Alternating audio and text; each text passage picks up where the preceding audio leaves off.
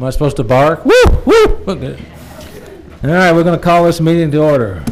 We'll ask the City Clerk Beth Cecil to please call the roll. Commissioner Jay Bellotta. Here. Commissioner Larry Conder. Here. Mayor Tom Watson. Here. Mayor Pro Tem Bob Glenn. Here. Commissioner Pam Smithright. Here. Thank you. Item 3 on the agenda is OBKY Project Committee Reports. Dr. Fred Reeves, David Johnson, A-plus leadership. Please come to the podium and state your name and address. Thank you, Mayor. Fred Reeves, 3520 Ashlawn Drive, Owensboro, Kentucky. First of all, thank you for the opportunity to be here today and to present some information to you. We have been actively engaged for hours and hours and hours since we were here last. And first thing I'd like to do, we have a number of our committee members and chairs here today, so if you're engaged with the OBKY project, trying to stand up so we can see what we have here today. Wow. So this is, and that may be 25% of them. And I want to tell you a little bit about these folks. These are all busy people. They're talented people. They're engaged people. They are giving hundreds and hundreds of hours of their time to this project, and hundreds of hours that their businesses are contributing to this project by letting them have time to participate. So I want to thank them. Particularly want to introduce the chairs, and David, you may help me if I forget somebody. Our tourism chair is Sim Davenport. Hold your applause for Sim. Our transportation is Kirk Kirkpatrick. Arts entertainment is Andrew Howard. Okay, David, help me. Who else we got here? Parks and Recreation, Amanda Rogers, down there with the staff. Chris Caslin with the basic public services. And public engagement, civic engagement is Joe Berry. Where's Joe? Over there. Did I miss anyone? I don't think I did. So we want to thank those individuals too. Today we're going to basically give you 3 ideas that we come up with. We gave you a lengthy document that you have, and I think you may have read a little bit about it in the Messenger Inquirer this morning. But we want to focus on 3 particular recommendations today that we think are important. When we first met with the mayor to talk about doing this project, the thing he charged us with is, can you come up with some ideas that either cost no money or very little money? Well, all 3 of the ideas today cost no money. So hopefully that each of them, though, could have a very positive impact on our community. First, and you have a document that I provided you in advance about the Finance Committee. The Finance Committee is a really talented group. The first thing they did was they asked City Manager Bill Parrish and Angela Hammer to come in and make a presentation to them. We called it a 35,000-foot budget presentation, and that was a superb presentation. They gave these folks a lot of information. They got questions. We planned on about 30 minutes, and about an hour and a half later, we've wrapped up the session because there were so many questions and so forth, and good interaction. And the committee felt like that they got a really good, strong overview of the budget and how it works. Out of that process, they had an interest in the city's indebtedness. So we had a small subcommittee that met with Angela Hamrick and her staff, and she did a superb job of helping these folks understand exactly how the debt is organized, the amount of debt that we have, how it's being the impact of our budget, what are the bumpy spots down the road. So from that, we came up with a recommendation, and I'm going to read it to you so that the crowd can hear it also. After receiving an in-depth financial update and projections from the city staff during recent presentations, the OBKY Finance Committee believes it is important that citizens understand the current and evolving status of our city's financial standing. Specifically, the Finance Committee is recommending that the mayor appoint a community city staff committee comprised of 2 citizens, 4 city staff members to present 2 reports annually at a commission work session to inform the public about the city's debt service obligations as it relates to changing bonding issues and the impact of the tax increment financing district status. These reports could be presented at the October and March work sessions or whenever you would like them to be presented. But we feel like it's important that the citizens get a presentation from folks like themselves who would talk about the indebtedness in their language. I mean, Angela and Bill can do it very succinctly, but for someone who's a citizen to say, this is what we're seeing and this is the impact, so they would understand as you struggle to do things for them, they understand what the impact of the city's financial obligations are, and particularly bonded indebtedness. So that's a recommendation we're bringing to you today, and hope that you will look on it favorably in some instance. The second one is another one that's maybe a little bit more interesting. I know you've discussed it in previous years, but the Tourism Committee, which has really been an active one, and if you know Sim Davenport, you know how active they're going to be, because Sim to get things done. And again, we had another terrific committee. And this committee is implementing, I think you should have a picture up on the screen there. Essentially that you implement an ordinance that designates a specified area in the downtown as an official entertainment district. Have the city events department develop and implement an application process for groups, businesses, or individuals who desire to hold an entertainment district event. A sample ordinance and footprint for the proposed project is attached. That you designate well, no, stop that. That's timeout. That's where I'm going to stop on that one. Okay, you've got some other recommendations there, but that's one I want to talk about.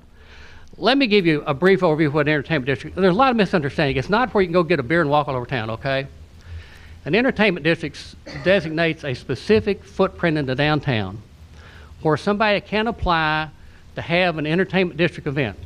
For example, you might have an entertainment district event. You had one not too long ago down in front of Bar Louie when, of course, we had horrible weather, so it was not the best time to test one. But basically, you have a small area. You might have, for instance, on 2nd Street from where the clothing store is at 2nd Davis down to St. Anne, which is 2 blocks. And in that process, a person could go into CYP, get a glass of wine, get a beer, stroll on down the street to Mellow Mushroom, go in, whatever, stroll on down the street.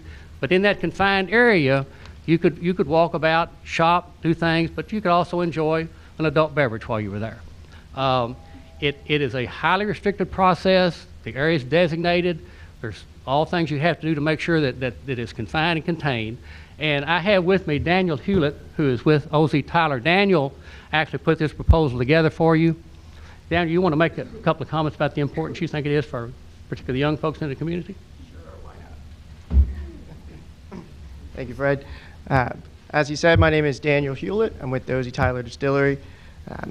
This proposal, we were talking about it a lot in the committee as giving the city more flexibility, especially around special events. So like Fred was mentioning, the biggest misconception I think with entertainment districts is that it creates automatically this wild west of possibilities. Really all we're asking is designating an area, a large area, so that more flexible events could occur through the existing permitting process within that area. So this would encourage a lot more local businesses within that area to participate instead of being individual events owned and run by one particular company or one particular individual. So that's kind of the general overview. The district itself, like we discussed, could be very well controlled. The regulations at the state level that actually enable an EDC to be created also require the city to do a couple of other things before anything can happen within that EDC. It's not a district that as soon as you designate it, anything can happen anywhere. You must designate individual areas on an event-by-event basis or a time basis, whether it's a single day or a week-long or a month-long period as well. So that's the gist of it. I'm happy to answer any questions anybody has or concerns with an EDC. Anybody? I've got one quick question. I Yes, just want sir. a clarification. Mhm. So the only 2 entertainment districts in the Commonwealth are Newport on the Levee and 4th Street Live in Louisville, correct? There's only 2 in the whole state, is that There's actually 3 in the state. Okay, The that's why I was third asking. one is Fritz Farm in Lexington. And all 3 of those were created in late 2017. Thanks. Absolutely. Thank you, Mayor. You're welcome. Thanks, Daniel. Thank you. One thing, like for example, the Miller House is in it, so we made it a large. But one of the things the Miller House might want to do at some point in time, if they wanted to have an outside band play over in the parking lot, you say, well, why would the Miller House want something like that? Well, if you had an entertainment district, they could apply, and people could walk up and down the sidewalk for half a block one direction, half a block the other direction, not have to worry about being contained on the porch or wherever. So it just gives folks flexibility and enjoying themselves while there's a nice event going on downtown. And like I say, the ordinance specifies how you'd ensure safety and how you'd ensure orderliness, how you'd apply. You'd have to go through a permitting process to get this done. So we're real excited about this. Hope you'll take a look at it, because this could make a big difference, I think, in our downtown as far as being exciting for a lot of these young people you're sitting out here today. Not going to be anything for me because I'm watching TV that time of night. But if they want to go down and have a beer at CYP and walk down the street and enjoy themselves, maybe go in one of the shops there and buy something, this makes it a nicer venue downtown to do some unique kinds of things. And I think it would distinguish our community from some of the others. So unless you have any questions for me, we've got one more presentation today.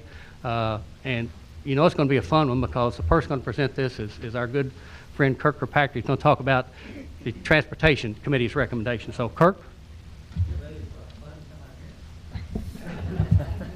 Thank you. Thank you, Fred. My name is Kirk Kirkpatrick, 4107 Brook Hill Drive, Owensboro.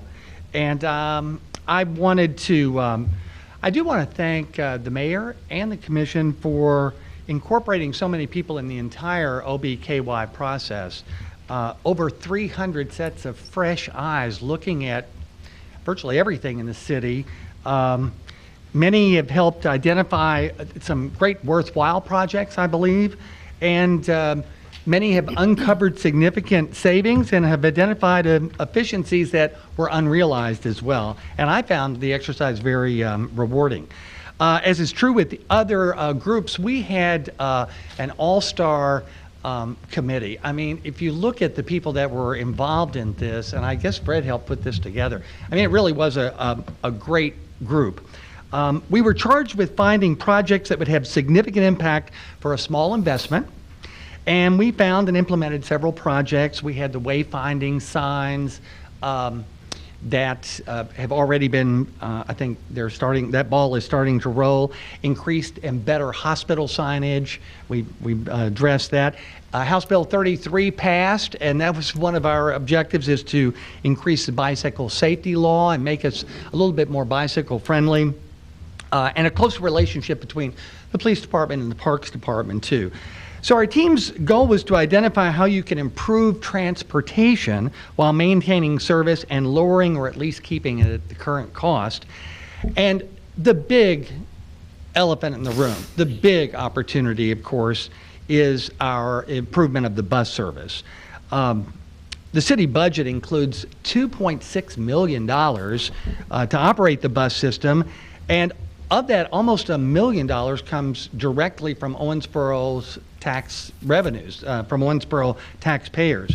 And based on the initial review, the system is not really meeting some of our citizens' needs. Some people have to wait for an incredible amount of time at inconvenient bus stops. Some potential large businesses that are looking for and require convenient public transportation for their employees end up passing on Owensboro because we can't provide really the adequate service. And finally, because our routes and schedules don't meet the real needs of some potential riders, and if you will, they're missing the bus, okay?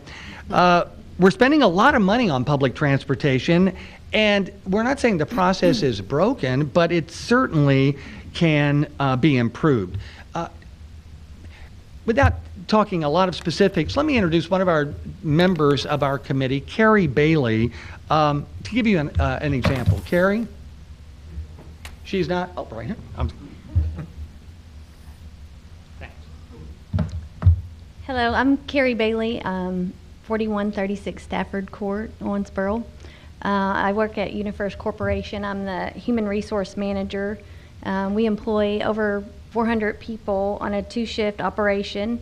And as Kirk said, I did serve on the Transportation Committee for the OBKY project. And I'm grateful to have the opportunity to speak with you today to provide some insight to why we think that improved transportation for many of the people who work within the air park would be an added benefit to all the employers who reside there. I have a few examples of real life situations I'd like to share. Second shift employees, all these stories are about second shift employees, focusing on that because that's where we think the biggest growth opportunity would be for transportation. We have an employee who rides a scooter to work, a motor powered scooter, several people who ride bikes, but this particular employee rides that scooter in all weather conditions, and as you know, we had more snow and ice than we've ever had before, and unfortunately this employee had an accident He wrecked his scooter. He was injured and his scooter was damaged. And so now he struggles on a daily basis to find affordable and reliable transportation. And so now you have once a good employee who attended work on a regular basis through all weather conditions who has attendance issues now and is looking to perhaps resign so he can stay in good standing with the company and then be eligible for rehire. We have another example of a father and son who share a ride. They were assigned by a temporary agency. The son obtained full-time employment elsewhere, and the father had to end his assignment because he was, riding with his father to work every day in the family car that was utilized for that transportation. And then we also have applicants who moved back to the area. One in particular was hoping to get his feet back on the ground. He came to interview. He ended up saying he couldn't take the position because he didn't have reliable transportation. And so you can see that there's many different things that are happening to that workforce that is needed for that second shift or multi-shift operation. As you're aware, we just celebrated our 20th year of operation for our centralized distribution center in the air park there. And over the years, we've enjoyed tremendous growth due to the investment largely of UniFirst into our facility, our technologies, and ultimately our communities. And with that growth, you always have the strain that you have to supply staffing for that added growth and to be able to serve our customers in a timely manner. The best place to do that is to expand on second shift. So we need more opportunity to identify more pipelines of employees who can serve those staffing needs. And I just think this is a tremendous opportunity to look at our transportation and offer some suggestions that could have a great impact on not only those employers of air parks and other of the air park and other employers that offer second shift and third shift operations to our workforce, but to make it safe and easy to get to work for our citizens.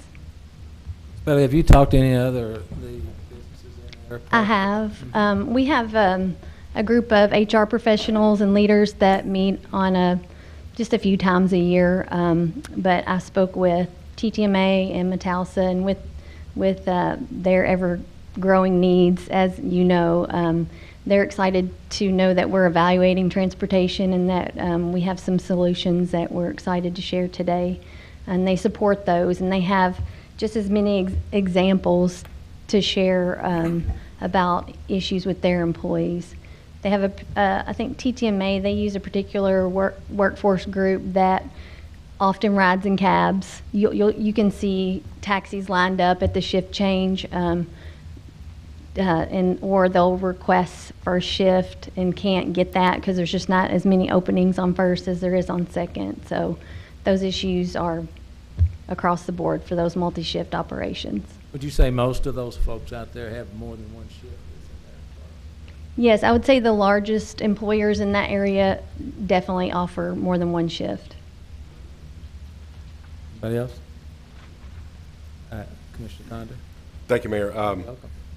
Curious questions for you, just as comments. Okay. Your employees on the second shift, or even first shift for that matter, the vast majority of them live in areas to where the routes we have today actually can serve them, or are some of these even living in the county where the bus system doesn't hit them? How many do we have an issue with?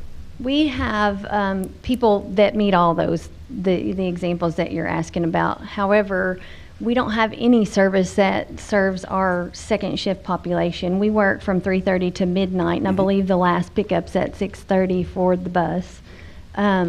So that would prevent they could get a ride to work. And we have asked for a bus stop to be located closer to the air park, and that, I believe we have that, but it doesn't do any good if you can't get home from work. So the people that work there that could use it live within or close to the routes that we have today? Many of them. We do have people who live out in the county, and they do other creative things like share rides or We actually had a group of employees we were looking at staffing up our direct embroidery department with on second shift. And in order to serve that pipeline, we partnered with a staffing agency who ran a 15-passenger van. They came and made 3 drop-offs at 3:30 and 3 pickups at midnight. I'll make a comment, probably Kirk and your committee. The transit system that we have somewhat has a little bit of a stigma attached to it, that individuals that ride it are of a different class, whatever you want to call it. Until you've ridden one, and I'm not sure how many people here have actually ridden one of the buses that we have in our city, but until you do it and you see the routes that you have to get off, stop and wait 15 minutes, here's the next one to come and do this, sometimes you have to plan almost 40 minutes to get from point A to point B, whether that be at OCTC for our students or anything else is what you have to do. So what I've always wanted to try to see is how can we change that perception of what mass transit is, what our bus system is, whether ever how that needs to be done, because there is that idea by the public that I'm not going to take a bus. Why would I want to do that? I'm not going to do that. You have that issue even now of even where you park a car, because if I'm at Walmart and I can see the front door, that's what I'm going to go to. Same thing with a bus. I'm not going to get in on a bus because of that stigma. So I think that needs to be addressed also, if you could. It would be interesting to see your numbers in the air park for a second shift, how many of the city residents that live in the city work on that second shift, how many of them could be accommodated. That may be a great issue to get into. I think something else to consider is the amount of opportunity that we might miss because we don't have people who are actually considering our jobs because they don't have that transportation. So in that evaluation, I hope that we can look at current employees plus prospective employees, because by and large, that's what we need to maintain a second or a third shift operation. Thank you, Mayor. We need you to hire more people, so that will help us. Did you talk about bus sizes at all? Yep, You do what? You're going to get into that? there's Okay. more. Just- Kirk has a Because I talked to presentation. Lisa Fulkerson the other night, knowing that this was going to happen. She ran transit for a long time. She had just a plethora of questions and things to think about. So I don't know if she was involved in OBKY. I know she worked here, just recently retired. So I Okay. appreciate it. Thank you. Thank you. Thank you, Carrie. Carrie just gives one example of the bus shelter, rather the air park, and there are others, and I fear that we just don't know many of them that are out there. Cities, that face challenges like this, that Owensboro is challenged now financially, that hunker down and just wait for the storm to pass have a name. I call them mediocre. And I think that we are a world-class city. I think that we should address these issues, and we've got enough money to do it. I mean, after a lot of research and discussion, our committee believes that the system was set up to serve our citizens, but now does not serve but just a small portion of the citizens. Some small changes could increase the efficiency and effectiveness, and we owe this service to those that really need it. No one in this room, when this meeting's over, goes back to work, are going to be taking the bus home, okay? There's nobody here that's taking the bus speaking. We're trying to kind of speak for them. Commissioner Condor, I wouldn't disagree with you about the stigma, but I think that the real issue is making the bus and transit system run more like a business. One report of the city said that the subsidy for each rider, each person that rides the bus, cost $2.50 subsidy. I think it's 5 times that amount.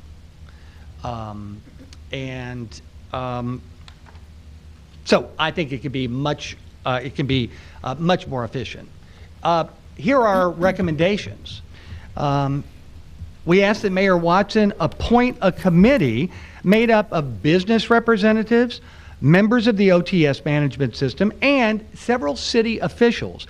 We feel that the fresh eyes that each of these 3 groups brings to the party, if you will, are necessary to identify, then discuss, and address the different options. The group, honestly, Mayor, would be similar to its own small OBKY committee. This committee should include at least these following areas: study and adjust routes per the recommendations of the Mayor's Committee, explore a business model similar to GRIT's that meets the unique needs of more citizens, outline and create a pilot program to incorporate the needs of second and third shift workers, offer services during big events like the Air Show or Barbecue Fest for free. Look at the trolley rental options. Right now, the trolley isn't rented at all. Evaluate the cost of using these large buses for all of the routes. That's a great point, Mayor, that you were bringing up. And I think what we're really missing are talking to the people that really know what's going on. We urge you to survey the riders, the people that are actually riding on the bus, and the drivers. They're really on the front line. They'll open your eyes just talking to them. And finally, most importantly, is to identify the potential users who do not or cannot currently access the transit service now. We think the increasing ridership can be met by identifying these people and meeting their specific needs. So I want to thank you again for setting up this exercise to allow some fresh eyes on an issue like this, and we strongly hope that that you, Mayor, will follow this recommendation and set up a meeting, set up a committee for us. Any Thanks, questions? Kurt. I will tell you, I've looked into it, and I asked City Manager just how many bus stops do we have, and Bill, what'd you say, 300 or something? Don't go. I'd have to look at Wayne. Wayne. There's a bunch. Let's put it that way. Do you know how many bus stops we actually have? Not off the top of my head, but it's in excess like 265, 270. That's, and off the top of your head, how many of them could actually have a like a little stool or something for them to sit on? Not a whole covered thing. I mean, there's so many of them that are close to these ditches and off the road that doesn't even look like you could put, you know, a little chair or anything for them to sit down. All right, the location of benches or shelters is predominantly controlled by the available space and right-of-way easements, access from private property.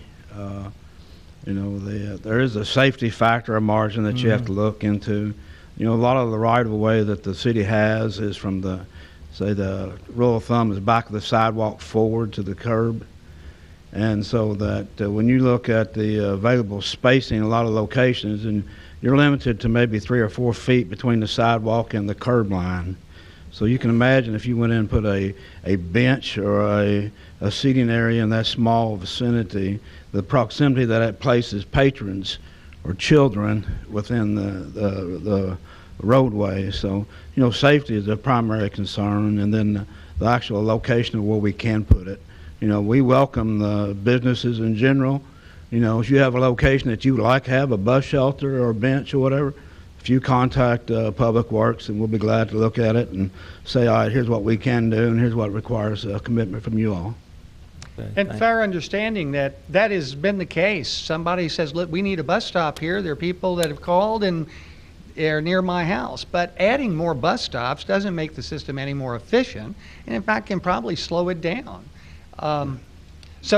Again, we're not experts at transportation, but many of these people on the committee have been in business for a long time, and the efficiencies of being able to spend $2.6 million more effectively is real, in our opinion, and getting all of these people in the same room to put some ideas on the table, I think you can find significant savings. I remember when I talked to you first, I asked you what you were going to be on. You go, I don't know why they put me on transportation. I said, now you know why. It's interesting, isn't it? It's a whole world into itself. Well, it actually. is, and I think many of the people, the other committee members, I think that not only our committee members, none of us have expertise in that field, but that's what we bring to a meeting like this. And I think No preconceived ideas. Just went in exactly, open and we don't carry any baggage or opinions. We can have a little better view of it, and I would hope that's what would happen out of this committee. where we can all address these issues. Yes, we talked about the bus sizes. Cape Air doesn't use the same size airplane that Allegiant does in flying to St. Louis. You just got a $600,000 grant, I think, for a new bus. But that would buy 3 small buses, How many times are the buses filled with 45 or 50 people? Those are just questions that, as a group, could be more answered. This isn't an attack on the current system. It's just having fresh eyes on this type of issue, I think can bring some more efficiencies and get the stigma away. Listen, there's no stigma on the bus. If they would pick me up and deliver me to Efficiently, yeah. efficiently, I'm on board for $1. Absolutely. Thank you, sir. Thank you. Appreciate you. Mr. Reeves? Yeah. I'm going to wrap up real quickly, but I'm going to wrap up with a challenge. To who? To anybody in particular? Y'all up here. And then you know what you can do, Mayor? You can Sir. point the other way. Say, here's where the challenge goes. No, I'm saying it very positive, man. We've had 3 groups that have primarily been impacted by this. The CVB has been a group. They've taken on some things that they're actively engaging in doing them right now. The Chamber's had some things that have been pitched their way, particularly like board training. They're actively engaged in moving that process forward. We've had people that are skeptical. They've called me or emailed me or talked to David Brown and said, nothing's ever really going to happen, is it? And I said, yes, I think it is, because I know how committed the mayor is, and I think the commission is probably equally committed, even though we've not had as many conversations. But I had one young lady, we emailed back and forth for a couple of days. She said, when are they going to get that traffic slowed down on 2nd Street? I said, I know y'all have made that recommendation. She said, I'm sitting out here at the bistro. She said, I'm always wondering when I'm going to get killed when one of these cars flies by. So people question whether or not you're really serious about this. I think you are. I know you've got a lot of challenges, but as David and I work this process, we've tried to bring you only issues that we think can really make an impact, not trivial stuff that's going to take time, but things that can make an impact, cost little or no money, and that can be implemented in a reasonable time fashion. So prove these people wrong, take some of these ideas and march with them, and we'll be glad to help you spread the word that you've been marching. And we thank you for the opportunity. This may be the last time we make a public presentation to you, even though we're not done with our work. We'll be sending you some more things, certainly via electronics or through documents. But this may be the last time we're in front of you in public, because we know next month you're dealing with the budget. But Every day we deal with the budget. Yeah, every day. You do it at my house, too. Yeah.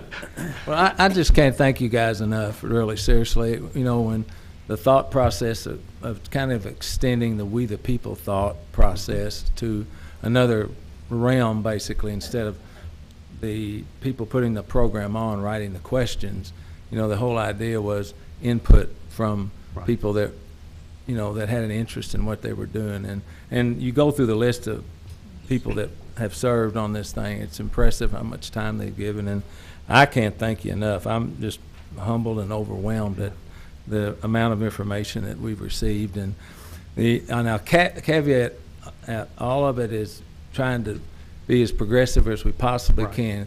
And the key thought in my mind always is making sure that the staff, is appropriately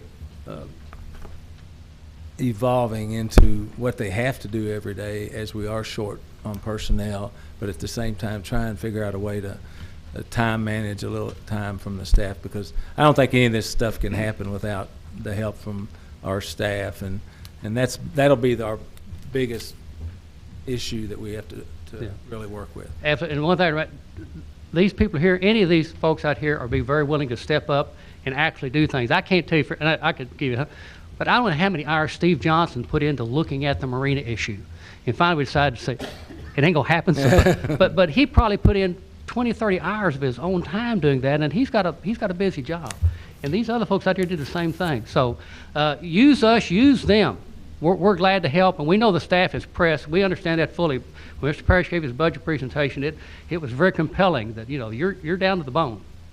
But we got some more bone out here for you if you'll let us help you. So thank you very much for letting us come and today. Just one other thing. So the final presentation will be. We'll give you a document. Just give us a document. If you want to present, we'll do that, Mayor. We're certainly happy to, but we don't want to presume, okay? But we'd be happy to present if you'd like to, probably in June. Yeah, I think it'd be great have it just the final follow-up Yeah. and say, these are the things we've honed out as to exactly what we believe that we can accomplish as a team, and that would help us to, sharpen our focus on exactly what the group has intended to have us look at. Yeah, and we'd be happy. We just didn't want to presume on your time, okay? Oh, that's So, all right. thank you very problem. much. Anybody else have anything they'd like to say? Okay. Thank you, Dr. Reeves, and all the old BKY people. I bought this little thing for y'all just on purpose. You didn't even know that was our, what'd you say, longitude, latitude? So that's where old BKY is. So, all right. Next item on the agenda. We're going to skip the dog park report. We spent so much time on OB. No, I'm just kidding. It's a dog park report. Steve Castlin and Ms. Patty Martin.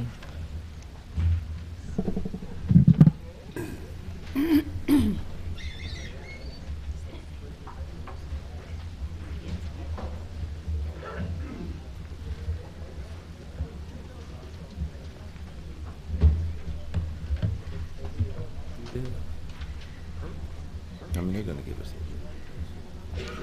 Okay. Yes, ma'am. Please state your name and address for the record. My name is Patty Martin. I'm at 3624 Tree Haven Bend in Owensboro, Kentucky. Welcome. Thank you. Thank you for having us here. It's definitely our pleasure, and we're very happy that you're interested in hearing more about a community dog park. As this commission has never been presented the concept of a dog park, but the prior commission approved the concept of an off-leash park, and soon after Mayor Payne and the prior commissioners heard the idea, a group of volunteers organized and began raising funds for a public-private partnership plan to build a dog park utilizing the Ewell's Heritage Area off the Greenbelt, which is city-owned, maintained property. Fundraisers were held and private donations accepted for this location. The Owensboro community is not alone in their desire for a dog park. Lexington, which has 4, Madisonville, Berea, Paducah, Bowling Green, Bardstown, and Shelbyville all have dog parks. Louisville has several dog parks. So this is just a few pictures of some dog parks around the state. The amenity is conspicuously missing from our community. Just last week, more than 20 contacts were made by residents and visitors to see where the dog park was because they needed a place. This is the exciting part. This is the architectural design from above. The architectural design was recently completed. This plan allows for easy maintenance and is visible from Natcher Parkway and Bypass as you enter Owensboro. Now, I just want you to think for a second, if you've ever come into Owensboro from the Natcher Parkway and you get up on Parkway ending, big yellow signs, flashing lights, but then you go on to the bypass and come across a beautifully manicured field with dogs just frolicking and having a good time enjoying life. You want that on the sign? Yes. Oh. Welcome to Owensboro. A place to enjoy, be happy, live life, and have a great quality of life. So then we're going to go to the Greenbelt view. So from the Greenbelt, this is where you're looking out at the park toward the bypass. Several companies have offered in-kind partnerships and have made generous donations. What we need right now is to secure the city's commitment to making the public part of this partnership a reality. This is a picture of when you're walking across the bridge at the end of Byers. When you walk onto the Greenbelt, pretty much everything that you see from that point to the bypass is all dog park land. Approximately 3 acres of it would be used for the design that we showed.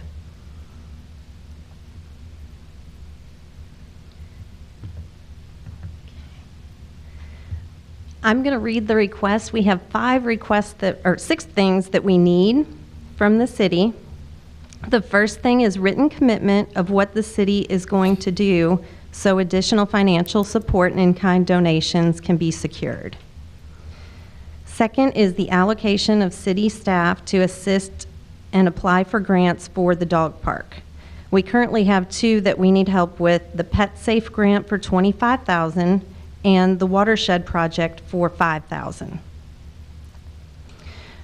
The third thing is work with us to determine how to manage the construction of the park.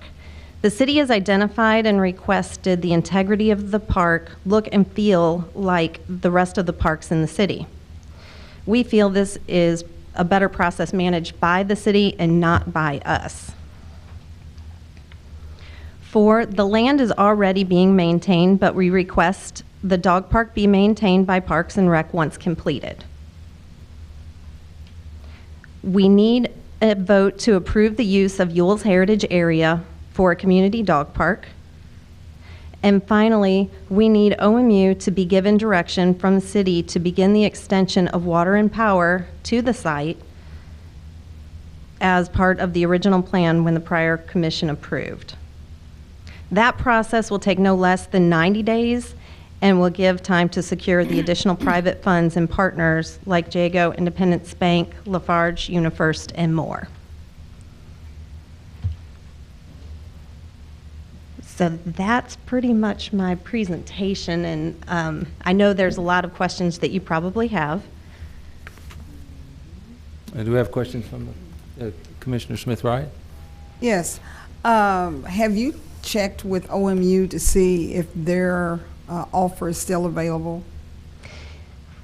We did. Prior to Terry Nolte leaving, it was still an option that was available.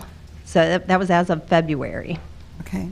And another question is, I'm for the dog park, but but another question is, the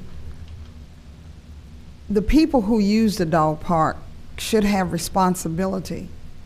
And I heard you say earlier that you know, you wanted the city to maintain and do all of that, and that's okay. But as a dog owner, you should take responsibility of cleaning up after your dog and that kind of thing. And I would hope that if this happens, that the citizens who would take the time to take their dogs out there would take the responsibility of cleaning up after their dogs.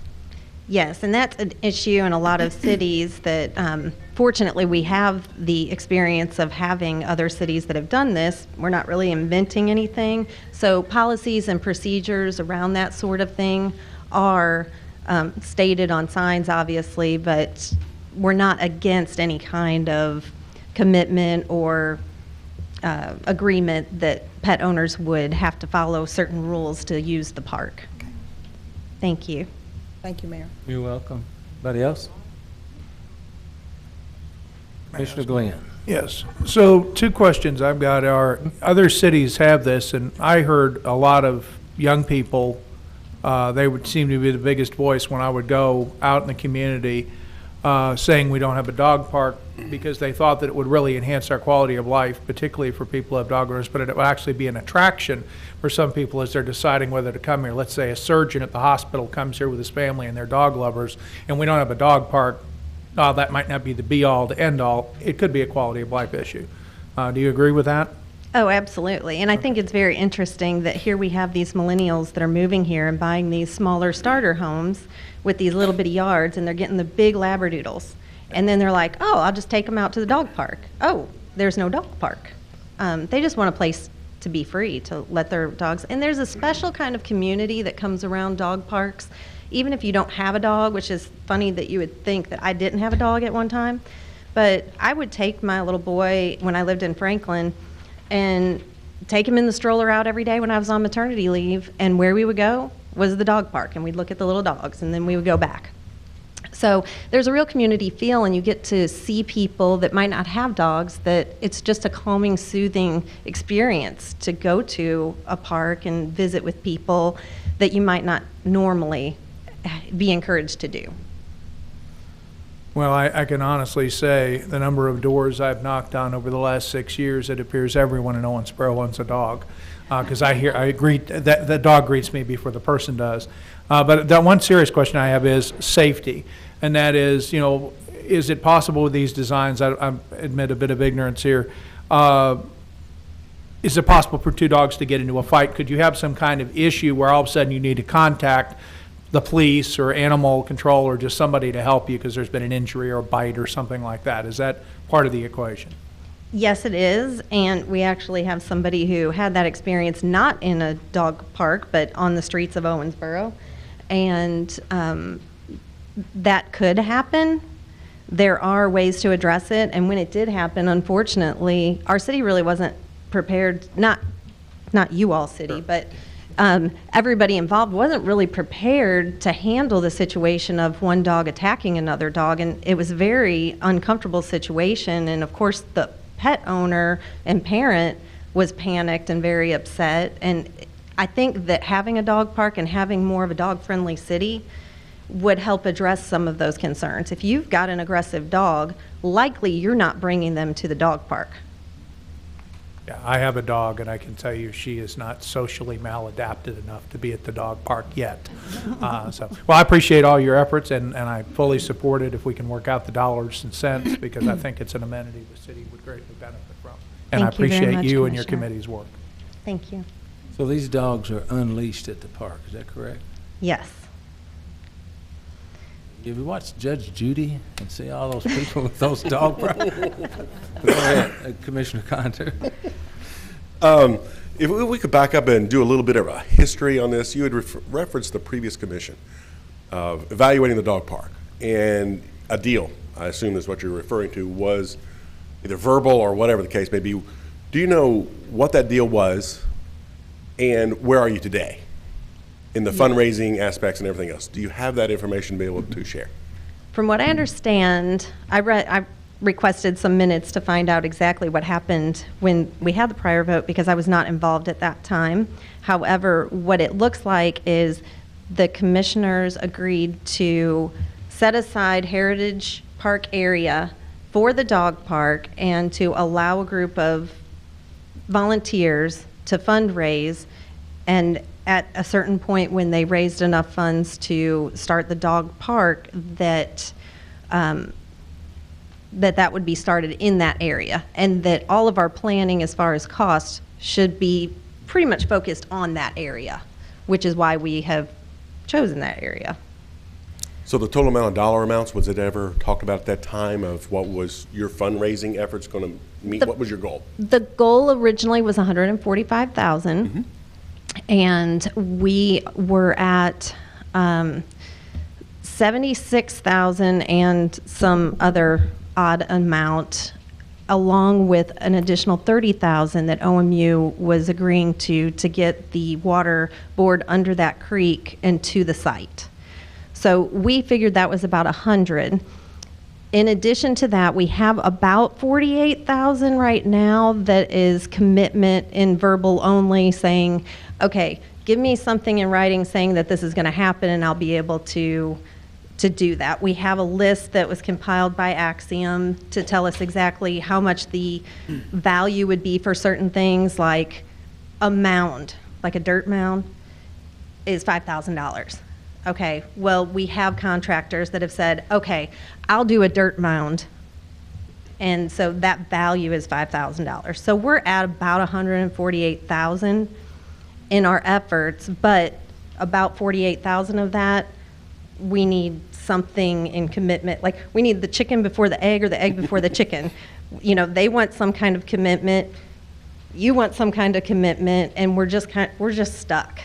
So you're not asking for a subsidy from the city itself in the initial construction of the dog park whatsoever, just a commitment of land and the park itself, correct? Land, park, maintenance. Maintenance on an ongoing basis, Yes. which would be anywhere, I would guess, $10,000, $15,000 per year The in that neighborhood? The 3 acres, it was about 12,000 estimated for using the 8 acres, but we have, the size and the plan is 3 acres, so it's just a portion of that. My guess would be about $6,000 to $7,000 a year. But you're welcome to go ahead and subsidize at any level you would like. Sure. It would seem as if, the association would want to be able to donate to that $12,000 annually, to offset some of those maintenance costs? Well, and there's opportunity. We do have a good group of supporters that say we want to host things like dog adoption days and dog vaccination days and how to train your pet days, and host things into the city like the dog competitions where they jump off the platform across the water. Bring special events in like that we could easily do. And so the 3 acres you have now, the surrounding property, as you showed, is a cornfield. Yes. The remaining amount of that land, does anybody know who actually owns that? Anybody know who that is? And if it was to be developed, here's the question. If it was developed, would that developer view that dog park as being an amenity or a nuisance, depending on who's living right next to the dog park? And I'm just curious what that answer might be. Betty Yiser is the owner. Okay. And most of that land is in the floodplain. It's floodplain area. So is everything else. Yeah. And It is. So potentially the development of that area might be a little problematic, is what it might be. And the plan that we designed, or that was designed by Axiom, takes in account there's buyers, if it were to go all the way through like one plan somewhere, someplace, we have shifted it down so that it stays out of that, including an easement. So we've already kind of thought ahead, like, okay, if that were to ever go through, Correct. let's make sure that we plan this once right so that we don't have to give up part of our dog park if somebody were to come through here and want a road. And actually, that process of the GE plant making a road go through there to 54 is a very positive thing, because some of our donors said, oh, well, we could easily send a truck over there, bring some dirt, or do this, or grade, or put cement at a certain time. So there are some positive things for us in building that. So the bottom line, you're 48,000 short of doing what you want to do. Is that correct? I mean, that, We're not 48,000. We are equipped at this time. you want to get to the podium, Steve, so Yeah. they can hear you on the, please. Steve Caslin, 4 Beck's Landing. No, we have the funds to take care of the 3 acres now, to put the dog park in, and the entrance to the dog park. So we have the funds for that in full, along with, of course, their like-kind from OMU and the things that they were going to do. But as far as the fencing and the entrance, and some of the things that we are putting in the dog park, we are ready to go. Okay, I was confused. You said, because Ms. Martin said there were 48,000 that they said they were going to participate in. I thought that was the shortfall. Could I ask city manager, because I wasn't here, and we let this a little staff background help me a little bit, if you wouldn't mind. Thank you, Mayor. Commissioners, as I listen to this, it's been a discussion for a long time. I'm not opposed to a dog park at all, but I'd just like to, from a staff perspective, talk about how you might decide to move forward. I think the first decision that the commission might want to consider is, do we want to have a dog park? If the answer is yes, and if we accept that the city will pay the maintenance cost of something like $10,000, $15,000 a year, depending on the size of this park. If that's the first decision that the commission makes, then the second thing that would happen is the staff, to include not just our parks director, but our public works and engineering department, would work with the Dog Park Association to review this plan that they've presented and probably modify it, suggest some modification to it, come back to the city commission and say that for the dollars they have available, for the plan that we think will work for maintenance and upkeep and care for it, but also what the stakeholders are interested in, this is a workable plan we've brought together. Then come back and brief the city commission at a commission meeting, not a work session, where just like any project, the rest of the public can chime in and say, we like this idea, we don't like this idea, we'd like to see it modified, et cetera. I would ask the commission and the dog group forbearance to wait until after budget, because there's no time left with one exception. If these grants are time sensitive, and if the commission decides to go ahead, we would detail some members of our staff and ask grad staff to work together on putting these grants together if they're time sensitive. But for any project that the city would build, this would be the way we'd approach the project. But the first one has to be, after your deliberation and thought and discussion, do we want to go ahead and are we willing to build at the level of funds that this organization has provided for us? And then staff will do what staff always does with the special interest group. And so the mechanics of that is it would be asked to be put on an agenda, and we'd have 1 or 2 readings, whatever it is. That's correct, Mayor. Okay. So, And of course, we'd have to know to go ahead and put a line number in the budget for whenever it might be completed for the 18-19 budget. This is not a major project to build and construct. It would go fairly quickly after a decision is made. So it might be for partial year 18-19 and full year those years and beyond. Commissioner Smith Wright? So, are you asking for a I'm not motion? asking. I'm just, I was saying it, as I think there's the way this thing works, you know, we're not going to vote on it today to do it. You know, we have to go decide as a group or individually, and city manager can poll each commissioner because we can't meet but with 2 at a time. And if 3 people want to do it, then it has the votes to be brought forward to the agenda for one of our commission meetings. And is this the one, a 2-reader, or would this be a municipal order? I talked with the finance and with them, but I suspect it's a 2-reader. Okay, so it would be read 1 meeting, then 2 weeks later you'd have the 2nd reading, and that's what I'm saying. Is that what, does that make sense to you? Well, yes, but, Okay. but my question, well, my concern, or it's not a concern. What I'm saying is, do we need to make a motion that they study this or draw that plan up so that they can see if they... Not necessarily. I think we can just decide that and then kind of pass that on to staff. Okay. I don't think we'll need a motion for it. Commissioner Glenn? I just have one thing I want this group to have some assurance of, where it's part of your study, and that is the original agreement to give them the land, to cede this land over. That's secure regardless. At this stage, that's still secure. Is that correct? I'm kind of looking at you, but I'm also looking at you, Patty, because I don't know who made this agreement when I was on the commission before. It just came up verbally. So Right, and it was not, from the minutes that I read, there was no official vote, and that was one of the things that I was asking for, that we've put some of our funds that we've raised into all of these plans, and so it's almost like I need something that is reflected in your minutes to say, yes, you raised that money, that land is secured for the dog park. City manager? There was, correct, there was never a vote. There was a consensus. The commission said, yeah, we want to go in this direction.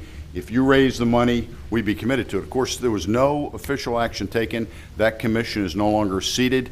If you make a similar commitment and 2-4 years from now, you're no longer seated, that there is no agreement.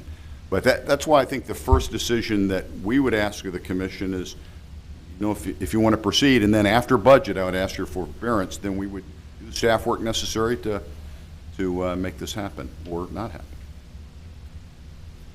Thank you, Ms. Martin. Thank you very much. Anything else? Thank you very much for your time. Thank you.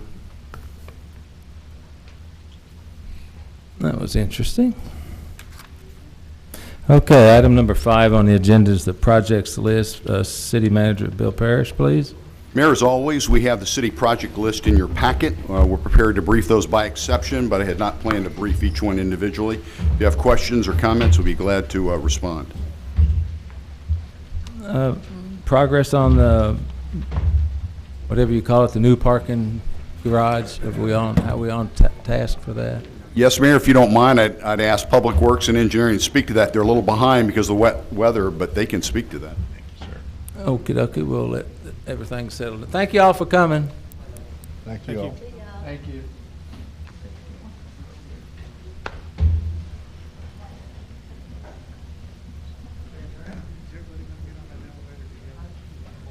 I apologize for blindsiding you on that, Wayne. I was just driving by over there, and it didn't seem like there'd been a lot of projects. Just curious how it was going. Wayne Shelton, Public Works Director. The schedule for the parking garage is roughly about probably 13 to 14 weeks probably behind due to the high water. And part of that schedule will be made up because work continued on foundations and different on-site work during the flood time. What kind of set it back a little bit was the precast concrete plant was flooded, so there for about two weeks they were out. So during that time, though, that the foundation work kept going on. So what we're seeing is that the project is about 2 weeks behind for delivery of the precast. We'll see cranes being probably set up on the site in the coming couple of weeks, and they'll start assembling what precast has been made. And that the schedule remains for completion in the fall, probably in the September timeframe. Okay. So we're still looking at completion in late fall then? Yes, yes, All sir. right. Thank you. Any questions? Hearing, thank you, Mr. Shelton. Anybody else have any questions about the project list? Okay. I've got a question. It's not about it's about a project, but it's not on the list. Would that be okay, Mayor? Sure. So we had the damage down at Smothers Park. How is that progressing?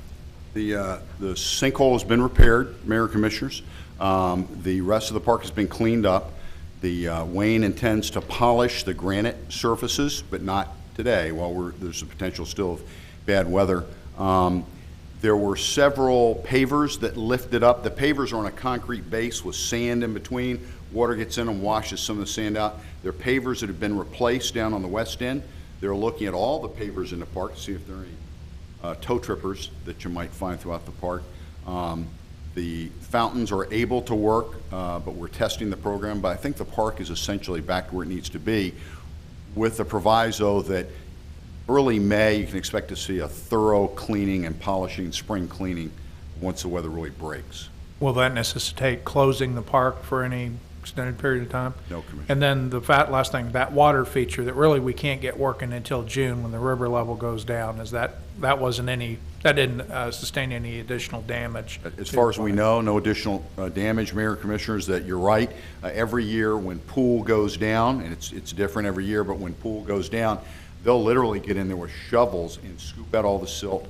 Then they'll bring fire hoses in and blow it out. Then they'll put it back together and fire it up. Yeah, when it works, it's beautiful. It's absolutely gorgeous. All right. Thank you, Mayor. Appreciate it. Are there state funds, federal funds, any kind of funds to take care of this? There were because it wasn't a declared emergency, Mayor, we couldn't get any additional funds from. Oh, well, just thinking. Al didn't declare an emergency? That's what I thought. If the county would give us money, that would be lovely, but I'm okay. Holding my breath. Anything else on the project list? No, sir. Okay. Thank you very much. Thank you, staff. Item number 6, this time City Manager. Yes, Mayor, these were additional personnel appointments we'd ask you to consider today. That's the reason for the special call meeting.